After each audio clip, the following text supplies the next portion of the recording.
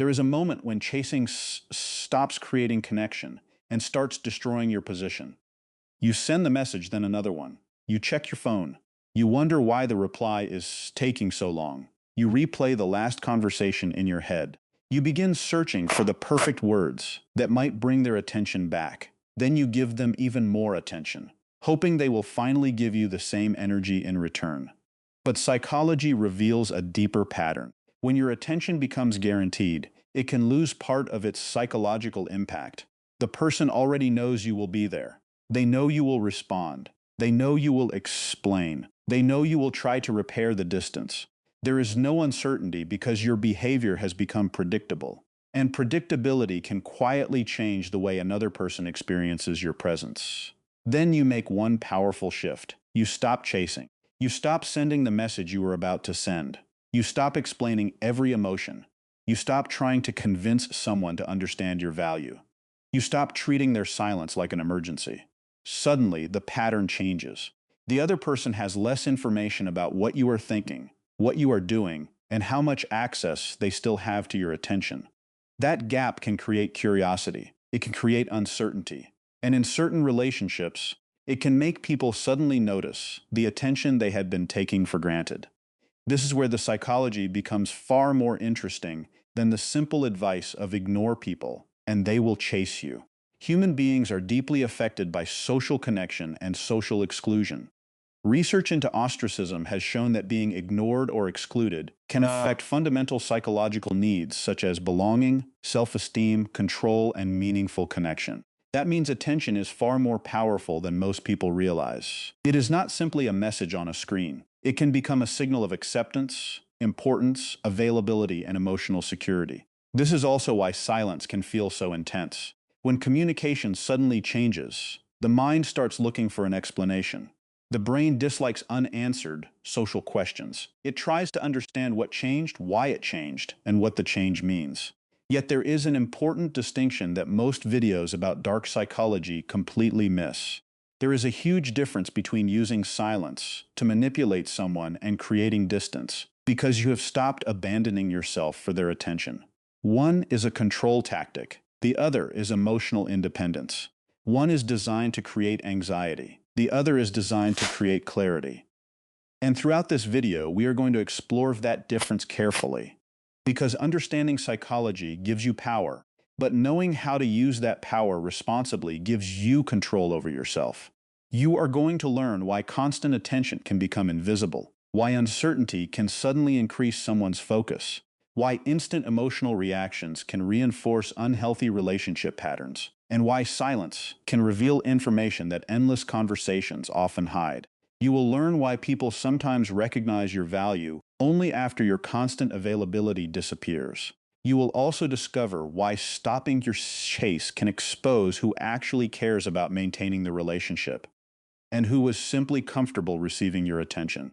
There is another lesser-known psychological pattern that makes this even more fascinating.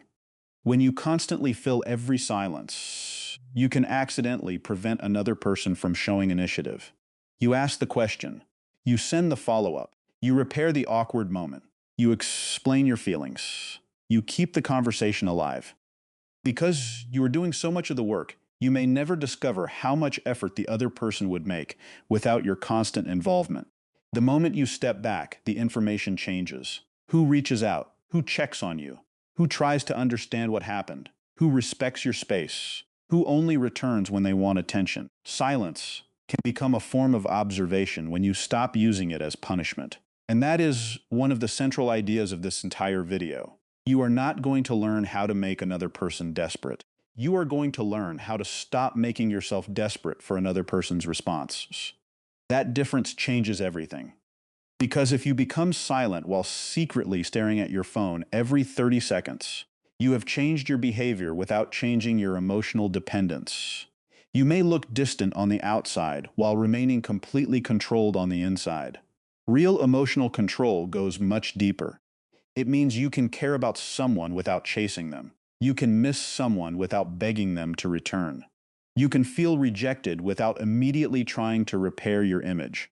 You can experience uncertainty without allowing it to control your decisions. And when you develop that ability, Your relationships begin to change because your behavior is no longer driven by fear. You become slower to react. You become more selective with your attention. You stop rewarding disrespect with endless access. You stop explaining your boundaries to people who repeatedly cross them. You begin to understand that your attention is a resource, and where you place that resource says a great deal about what you value. There is also a darker side to this subject. Silence can hurt people. Deliberate exclusion can create emotional distress. The silent treatment can become a weapon when it is used to punish, control, or create fear. That is why this video will never reduce psychology to cheap tricks. If you learn how uncertainty works, you can use it to manipulate someone, or you can use the knowledge to understand your own reactions and become harder to control. If you understand why people chase unavailable attention, you can exploit that pattern, or you can recognize when you are trapped inside it yourself. The choice reveals the difference between psychological knowledge and psychological maturity. By the end of this video, you will understand why chase can weaken your position, why distance can change perception, why emotional regulation matters more than silence, and why the strongest form of ignoring someone is often refusing to make them the center of your emotional world.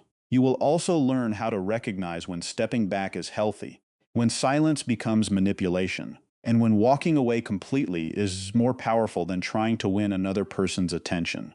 Most importantly, you will discover the shift that changes the entire game. The goal is never to make someone chase you so that you can finally feel valuable. The goal is to become so emotionally grounded that whether they chase you or walk away no longer determines your sense of worth. Once you reach that point, your attention becomes intentional. Your silence becomes peaceful. Your boundaries become clear. And your presence becomes meaningful because you are giving it freely rather than desperately. So stay with me until the end, because the final lesson connects every psychological principle in this video and reveals why the person who controls their own attention often has far more influence than the person constantly fighting to receive someone else's. Welcome, where we explore human psychology, emotional control, relationships, and the hidden patterns behind everyday behavior. If you want to understand people more deeply while becoming stronger and more emotionally independent yourself, subscribe to the channel and stay with us. The psychology of attention is about to get much darker, deeper, and more revealing than you might expect. Attention feels different when it is freely given rather than desperately offered. This is one of the most overlooked ideas in human psychology, because people often assume that giving more attention automatically creates more value. They think that if they reply faster, check in more often, listen longer, remember every detail, and always make themselves available, the other person will eventually realize how valuable they are. Yet relationships rarely work that simply. When your attention becomes constant, it can slowly become expected. Your message arrives every morning. Your reply appears within minutes. You are always ready to listen. You always make time. You always answer the call. You always explain when something feels wrong. Over time, the other person may stop experiencing these actions as special because they have become part of the normal environment around them. The attention is still there, but its psychological meaning can change. This is where the idea of perceived value becomes important. People tend to pay closer attention to resources that require choice, effort, or investment. When something feels completely guaranteed, there is less urgency to protect it. Your attention can work in a similar way. When someone knows they can access your time whenever they want, they may have little reason to consider how much that access actually costs you. This does not mean you should become cold or deliberately unavailable. It means your attention should have intention behind it. There is a major difference between availability and desperation. Availability means you have the freedom to give your time because you genuinely want to connect. Desperation means you give your time because you are afraid that refusing will cause someone to leave. From the outside, these two behaviors can look almost identical. You answer the message, you make the effort, you stay involved. But internally, the motivation is completely different. One comes from choice, the other comes from fear. And people often sense that difference through small changes in behavior. When your attention comes from fear, you may become overly responsive. You may monitor their mood. You may feel responsible for keeping the relationship alive. You may give more whenever the other person pulls away. This creates an unhealthy pattern where distance from them produces more effort from you. The other person learns, consciously or unconsciously, that withdrawing attention causes you to increase yours. This can create a cycle where one person keeps pursuing while the other keeps receiving. The deeper problem is that attention begins replacing mutual effort. You start believing that more attention will produce more affection. You give another message because you want reassurance. You offer another favor because you want appreciation. You become more available because you want to feel important. But affection cannot be forced through volume. Giving more of yourself does not guarantee that someone will value you more. In some cases, excessive attention can actually remove the need for reciprocity because the other person receives connection without having to invest much of their own energy. This is where social exchange becomes important. Healthy relationships involve some level of mutual contribution. Both people invest time, attention, effort, and emotional energy. When one person consistently gives while the other mainly receives, the relationship can become unbalanced. The solution is not to calculate every message or keep score of every favor. The solution is to become aware of where your attention goes and why you give it. Give attention because the person has earned a place in your life through consistent behavior. Give time because you genuinely value the connection. Listen because you care. Respond because you want to communicate. Then your attention becomes an expression of choice rather than a request for validation. This creates a subtle psychological shift. You stop asking, "How much attention do I need to give so they will value me?" and start asking, "Does this person deserve the attention I am choosing to give?" That question changes the entire dynamic because your attention is no longer something you use to purchase affection. It becomes something you consciously share. And when attention comes from freedom rather than fear, it carries a different kind of value. You can still be warm. You can still be caring. You can still respond quickly when you genuinely want to.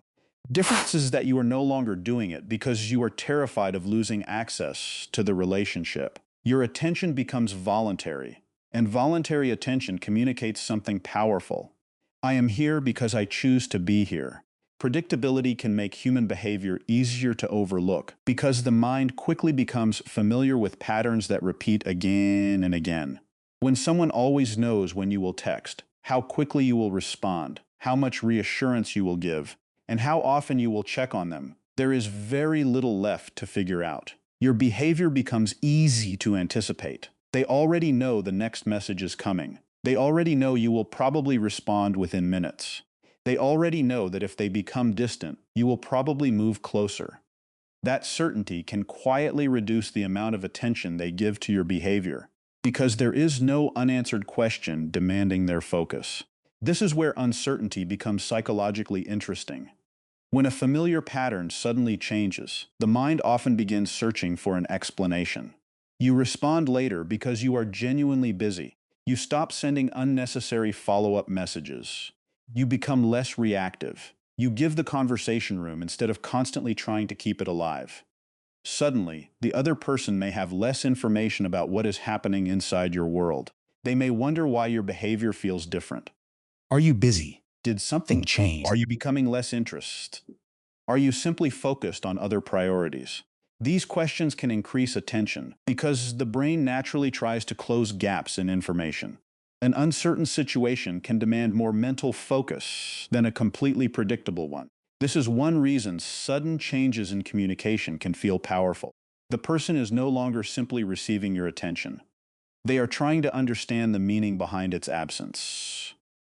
Yet this is where many people misunderstand the psychology and turn it into manipulation. Creating confusion on purpose is very different from becoming emotionally independent. Deliberately disappearing to make someone anxious, delaying every reply to provoke insecurity, pretending to be busy, or withholding affection to force pursuit can turn uncertainty into a control tactic. That may create a reaction, but creating a reaction is very different from creating genuine connection. Healthy distance comes from having your own life, your own priorities, and your own emotional balance. You are less available because you are doing something meaningful, resting, working, learning, spending time with other people, or simply choosing not to stare at your phone, waiting for someone else's response. You are no longer organizing your entire day around another person's attention. That difference matters because your behavior becomes authentic instead of calculated. You are not trying to make someone wonder where you are. You simply have somewhere else to be. You are not trying to make someone question your feelings. You are simply refusing to chase reassurance every time anxiety appears. You are not creating uncertainty as a weapon. You are allowing another person to experience the natural uncertainty that exists whenever two independent people have their own lives. This can reveal something important about the relationship. When you stop filling every silence, you create room for the other person to decide whether they want to close that distance themselves. Some people will reach out because they genuinely value the connection. Others may remain silent because they were comfortable receiving your effort without contributing much of their own. Either way, you gain information. You learn more about their natural level of investment because you are no longer constantly compensating for it. This is why emotional independence can sometimes look powerful from the outside. The person who used to react immediately becomes calm. The person who used to seek reassurance becomes comfortable with uncertainty. The person who used to chase every change in attention begins allowing events to unfold. Their silence becomes less about making another person uncomfortable and more about refusing to make another person's behavior the center of their emotional world. And when you reach that point, uncertainty stops being something you manufacture and becomes something you can tolerate. You no longer need an immediate answer to every question. You no longer need to know exactly what someone is thinking. You can allow space to exist without rushing to fill it, because your emotional stability no longer depends on controlling what happens next. Silence can reveal information that constant communication often hides. Because when you keep filling every gap, you may accidentally do most of the relational work yourself. A conversation becomes uncomfortable, so you send another message. The other person gives a short response, so you ask another question. They seem distant, so you explain your feelings. There is tension, so you rush to repair it. They stop reaching out, so you become the one who starts everything again. Each action may seem caring on its own, but repeated over time, it can create a relationship where one person constantly maintains the connection, while the other simply responds to whatever effort is being offered. The problem is that you may never discover what the other person would do if you stopped carrying the interaction. This is where silence becomes useful. Silence gives behavior room to appear. When you stop sending unnecessary messages, you create a small space where the other person has a choice. They can reach out. They can ask how you are. They can continue the conversation. They can try to repair tension. They can show curiosity about your life. Or they can remain completely passive. Every response provides information. This is not about creating a test where someone has to prove their love within a certain number of hours. Real people have responsibilities, stress, work, family, and different communication habits. A quiet period does not automatically mean someone does not care. The value of stepping back comes from observing patterns over time rather than judging one isolated moment. When you constantly intervene, you can hide those patterns. You may think the relationship is equally important to both people because you are constantly keeping it alive. But once you stop doing all the maintenance, the natural level of effort becomes easier to see. Who starts the conversation without being prompted? Who remembers important details? Who asks questions instead of simply answering yours? Who notices when you become quieter? Who tries to repair tension after an argument? Who makes time when there is no immediate benefit for them? These behaviors can tell you far more than promises, because actions require effort. There is also a deeper psychological reason this works. People reveal themselves through behavior when they are given enough freedom to choose. If you constantly tell someone what you need, remind them how you feel, and explain how they should respond, you may receive a reaction, but you may learn very little about their natural motivation. Their behavior is being guided by your instructions. When you create space, their initiative becomes visible. You are no longer giving them every line to follow. You are simply observing what they naturally do. This creates a form of information asymmetry because you begin seeing their behavior without constantly announcing what you expect from them. You discover whether their effort exists when you are no longer supplying all of yours. This can be uncomfortable because the truth may be different from what you hoped to see. Sometimes you discover that someone genuinely values the connection and simply needed room to participate. Other times you discover that the relationship survived mainly because you were carrying it. That realization can hurt, but it can also be freeing. You no longer have to spend months wondering why someone feels distant while continuing to do everything possible to keep them close. Their behavior begins answering the question for you. The key is to observe without turning silence into punishment. You are not disappearing to make them panic. You are not withholding communication to force them to prove themselves. You are simply refusing to perform all the emotional labor by yourself. You allow the interaction to breathe. You allow the other person to choose. And choices reveal priorities in ways that words often cannot. Sometimes you learn more from what someone does when you stop helping them perform than from everything they told you while you were constantly keeping the conversation alive. There is a quiet difference between explaining yourself and trying to convince someone that you are allowed to feel the way you feel. Healthy communication gives information. Over-explanation asks for permission. You say, "This is what I need," and you allow the other person to decide how they respond. But when approval-seeking takes over, the message becomes much longer. You explain why you needed space. You explain why you took longer to reply. You explain why a certain comment hurt you. You explain your intentions again and again because you are afraid the other person might misunderstand you. Then you add another paragraph because their response feels cold. Before you realize it, the conversation is no longer about communicating your boundary. It has become an attempt to make the other person agree that your boundary is reasonable. This pattern often begins with a simple fear. You want to be understood. You want the other person to see your intentions clearly. You want to avoid conflict. You want them to know that you are a good person. So you keep adding explanations. You provide context. You defend your choices. You predict their objections and answer them before they even ask.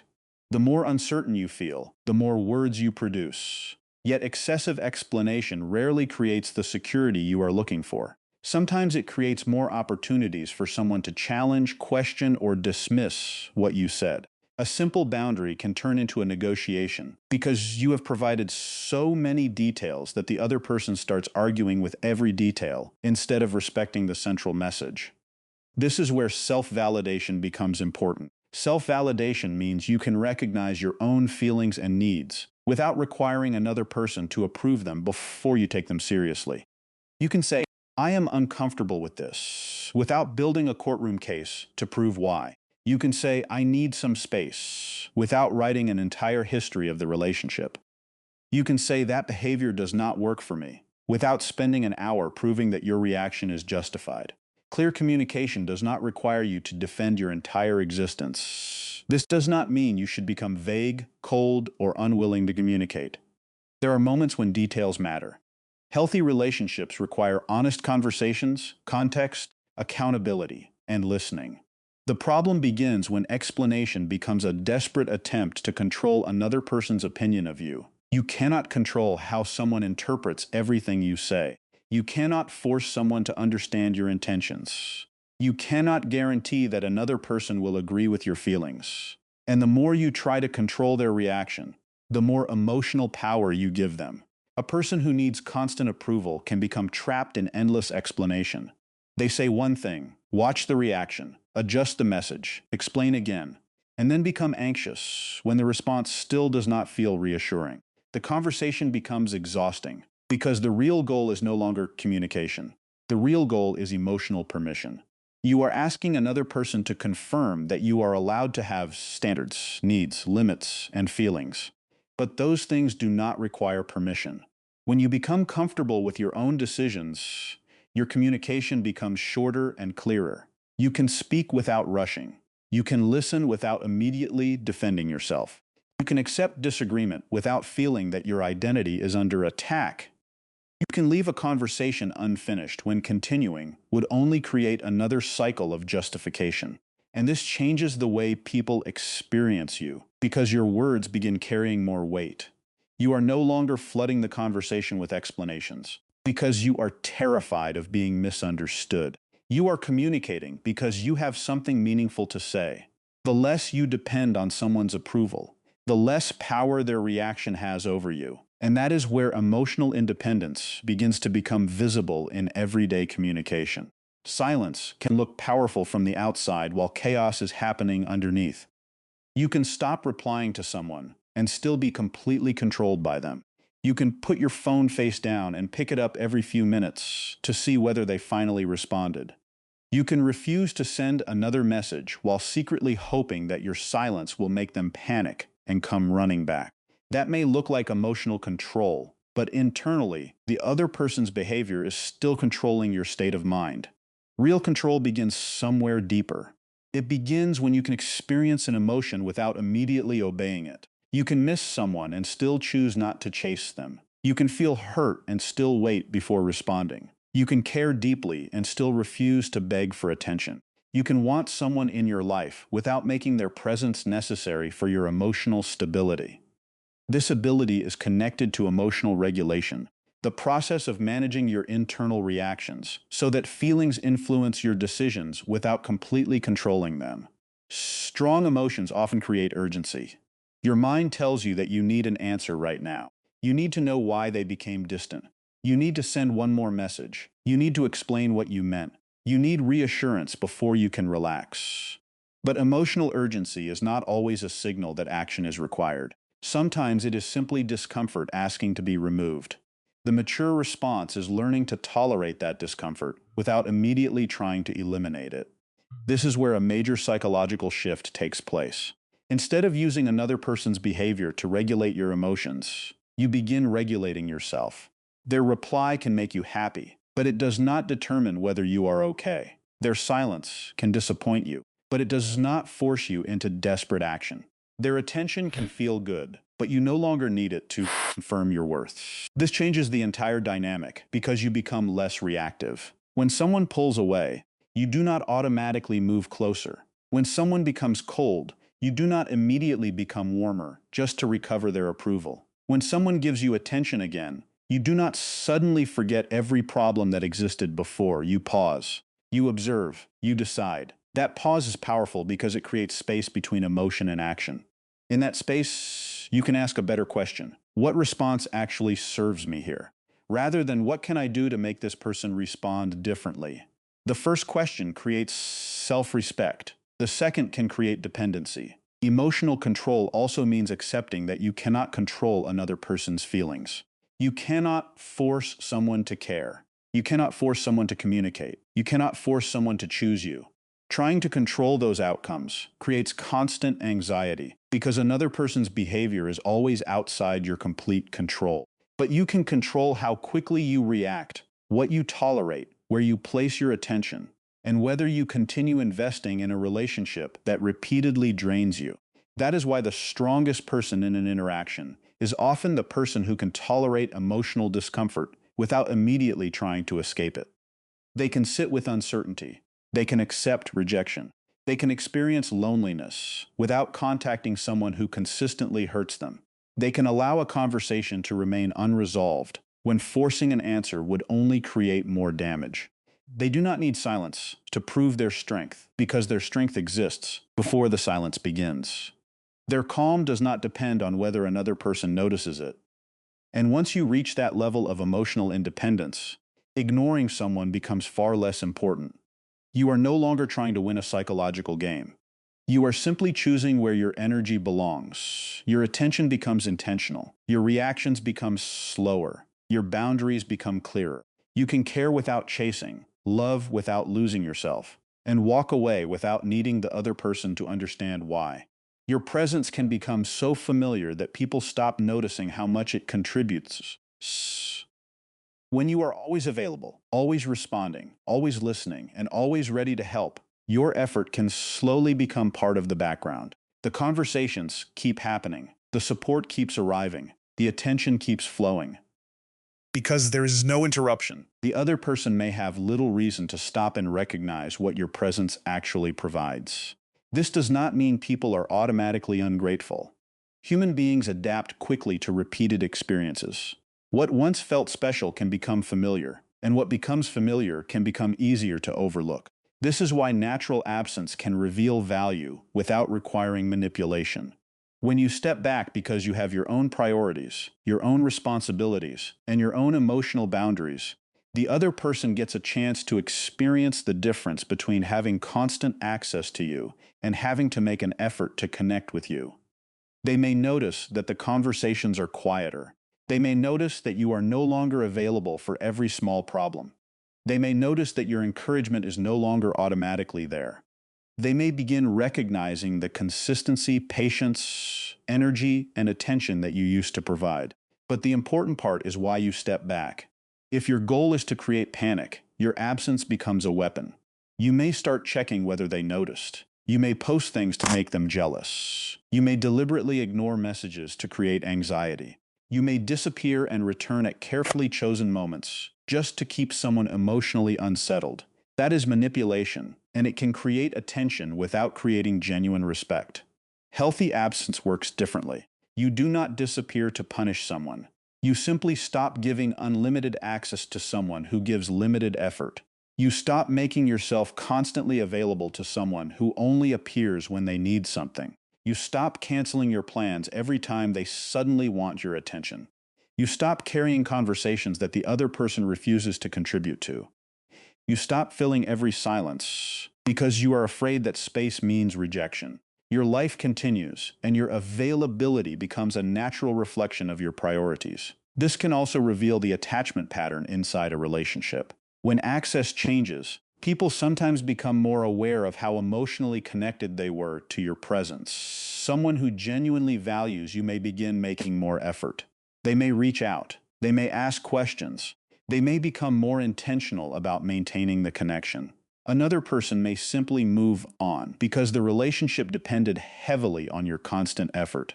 Both outcomes give you information. You are learning what remains when you stop forcing the connection to continue. The important lesson is that absence should never be performed. You should never spend your day wondering whether someone has noticed that you are gone. You should be living your life. Work on your goals. Spend time with people who value you. Protect your peace. Take care of responsibilities. Develop interests that have nothing to do with whether another person is paying attention. Then your absence becomes natural because you are no longer organizing your life around someone's reaction. This is also why absence can become powerful when it comes from self-respect rather than revenge. Revenge still keeps the other person at the center of your attention. You may look distant, but mentally you are still focused on them. Self-respect moves in the opposite direction. You step back because you recognize that your energy has limits. You understand that access to your time should come with mutual respect. You allow people to experience your presence when the relationship supports it. And you allow distance when the relationship repeatedly drains you. You are not trying to make anyone suffer. You are simply refusing to make yourself endlessly available at your own expense. And when your presence returns, it carries a different meaning because it was never something you were forced to give. It was something you chose to share. The most powerful way to stop being controlled by someone's attention is to build a life that remains meaningful whether they are present or absent. This is where everything changes. Because silence means very little when your entire emotional world is still centered around one person. You may stop texting, but you are still checking your phone. You may stop asking questions, but you are still watching their activity. You may appear calm, but internally you are waiting for a notification that will tell you whether they still care. That is not freedom. It is silence used as a tactic while your mind remains attached to the outcome. Real psychological independence begins when your life becomes bigger than the attention you receive from one person. Your day has meaning before they reply. Your goals still matter when they are distant. Your work still deserves your focus. Your friendships still deserve your energy. Your health, learning, creativity, responsibilities, and personal growth continue moving forward, regardless of whether someone chooses to give you attention. This creates internal validation. Instead of constantly looking outside yourself for proof that you are valuable, you begin building evidence through your own actions. You become proud because you kept a promise to yourself. You become confident because you developed a skill. You feel stronger because you stayed disciplined when motivation disappeared. You feel fulfilled because you created something, learned something, improved something, or helped someone. These experiences create a form of emotional stability that another person's attention cannot easily control. This is why the strongest version of ignoring someone is never, "I will ignore you so you chase me." It is, "I have a life that does not collapse when you stop paying attention." That difference may sound small, but psychologically it changes everything. In the first version, the other person is still the center of the story. You are ignoring them because you want a reaction. You are waiting for them to notice. You are measuring your success by whether they come back. In the second version, their reaction becomes secondary. You are simply living. You may still care about them. You may still hope the relationship improves. You may still enjoy hearing from them. But your emotional stability no longer depends on their behavior. You can receive attention without becoming addicted to it. You can appreciate affection without needing constant reassurance. You can enjoy someone's company without abandoning your own priorities. This also changes how you approach relationships, because you stop treating every connection as a source of emotional survival. You begin choosing people based on how they contribute to your life, rather than how intensely they can make you feel. You become more selective with your time, because you understand that attention is limited. You stop giving your best energy to people who consistently give you uncertainty, disrespect, or emotional exhaustion. You also become less afraid of distance, because your identity is supported by more than one relationship. Your world has several pillars: your work, your health, your friendships, your interests, your ambitions, your values, your personal development. If one person walks away, it can hurt, but it does not destroy the entire structure of your life. That is real independence. You are allowed to miss someone without making them your mission. You are allowed to love someone without making them your identity. You are allowed to want their attention without needing it to feel worthy. And when you build that kind of life, your attention becomes valuable for a completely different reason. It is valuable because you have somewhere meaningful to place it. You are no longer handing it out simply to keep someone close. You give it where there is mutual effort, respect, and genuine connection. Your life becomes the foundation, and relationships become part of that life, rather than the entire foundation holding it together. There is a point where stepping back stops being emotional independence and starts becoming a method of control. And understanding that difference is one of the most important parts of psychological awareness. Taking space can be healthy when emotions are intense, and you need time to think clearly. Setting a boundary can be healthy when someone repeatedly crosses a line you have already communicated. Becoming less available can be healthy when you realize that your time and energy are being given to a relationship that offers little effort in return. Ending an unhealthy interaction can be necessary when communication continues to create disrespect, pressure, or emotional exhaustion. These actions are about protecting yourself. Manipulation works differently because the purpose is to control the other person's emotional state or behavior. Punishing someone with silence sends the message that communication will return only when they behave according to your demands. Deliberately creating anxiety turns uncertainty into a weapon. Withholding affection to force compliance makes emotional connection conditional. Ghosting someone purely to make them panic uses their confusion as leverage. Creating jealousy to provoke pursuit tries to control attention by triggering insecurity. These behaviors can create powerful reactions, which is exactly why they can become dangerous in relationships. Research into ostracism has shown that being ignored or excluded can affect important psychological needs and produce significant emotional responses. Silent treatment can therefore feel much more intense than a simple lack of conversation. A person may begin questioning their value, replaying interactions, searching for mistakes, or becoming increasingly focused on receiving a response. The uncertainty can make the experience even harder because there is no clear explanation for the change in communication. This is where the dark side of the psychology becomes visible. The same understanding that can help you recognize unhealthy patterns can also be used to create those patterns deliberately. A person who understands that uncertainty increases attention could use silence to make someone anxious. A person who understands attachment could withdraw affection to make someone pursue harder. A person who knows exactly what triggers another person's insecurity could use those weaknesses to maintain control. Knowledge creates capability, but capability does not create morality. You can understand how a psychological reaction works without turning that knowledge into a weapon. The healthier approach is to examine your intention before you step back. Are you taking space because you need peace or because you want them to panic? Are you becoming less available because your life has other priorities or because you want to punish them? Are you ending the conversation because continuing would damage you or because you want them to beg you to stay? Those questions reveal the difference between boundaries and manipulation. There is also a simple test that can expose your motivation. If the other person never reacts the way you hoped, would you still make the same decision? If you would still take the space, protect your time, or end the unhealthy interaction, your decision is probably rooted in self-respect. If your entire plan depends on making them chase, worry, apologize, or become jealous, then the other person's reaction is still controlling your behavior. Real emotional independence does not require an audience. You do not need someone to notice your boundary for the boundary to matter. You do not need someone to regret losing access for your decision to be valid.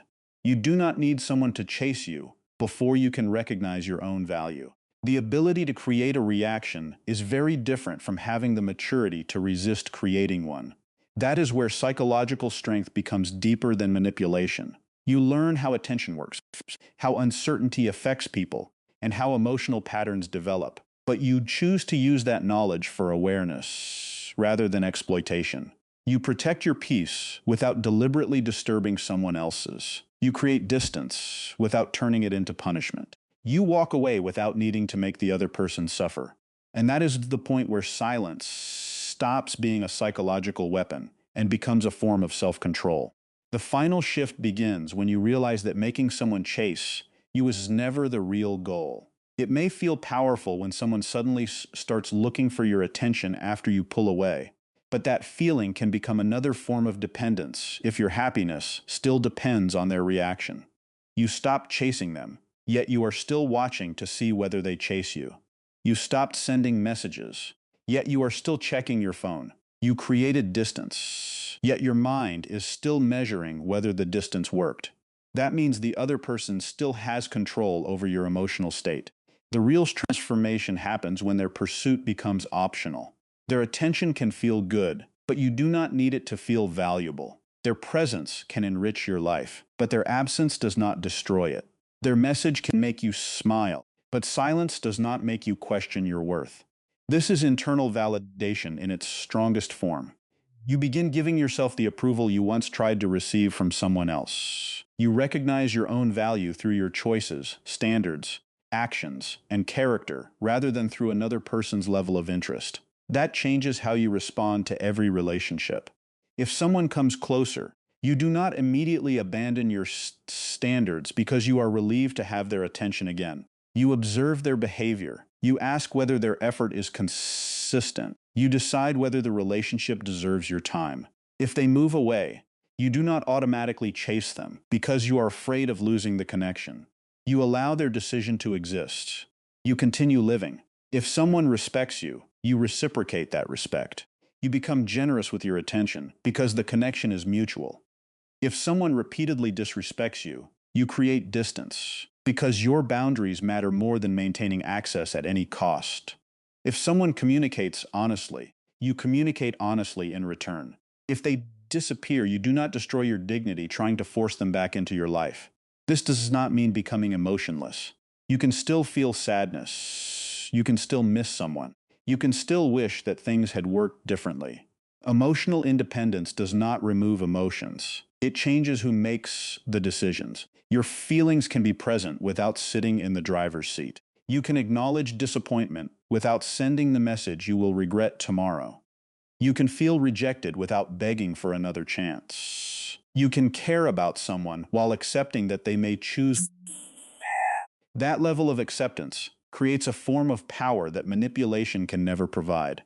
Manipulation requires constant monitoring because you have to watch the other person's reactions. You have to calculate when to respond, when to disappear, and when to return. You have to wonder whether they are jealous enough, worried enough, or interested enough.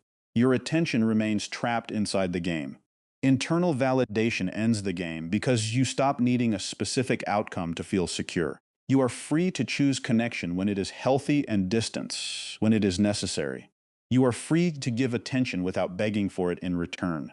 You are free to leave without turning your departure into a performance. And this is the deeper meaning behind the entire idea of ignoring people.